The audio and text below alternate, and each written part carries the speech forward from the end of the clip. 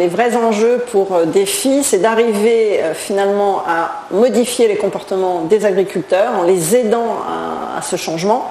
Et vraiment, il faut arriver à augmenter le réseau et passer de 3 000 à 30 000. Ça, c'est vraiment quelque chose qui est vraiment favorable quand on fait de la conduite du changement. Dans les entreprises, on va dans le même sens, en donnant une appropriation à chacun pour finalement bouger.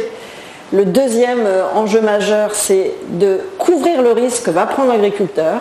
Et là, en effet, ce sont les risques financiers. Donc, c'est vraiment réfléchir à la partie économique, trouver des solutions en technique agricole, mais aussi technologiques et aussi en innovation génétique pour arriver à se passer des phytosanitaires. On ne passera pas à un modèle qui soit meilleur pour la planète si en même temps il n'arrive pas à ce modèle à être rentable. Et finalement, soit on met en place des systèmes au niveau d'exploitation agricole où on fait de la méthanisation, où on va aller vers la robotisation sur des grandes exploitations, ou bien on va réduire son phytosanitaire parce qu'on a des variétés résistantes ou parce qu'on a de l'élevage qui va être modifié. C'est important d'intégrer l'innovation et le progrès.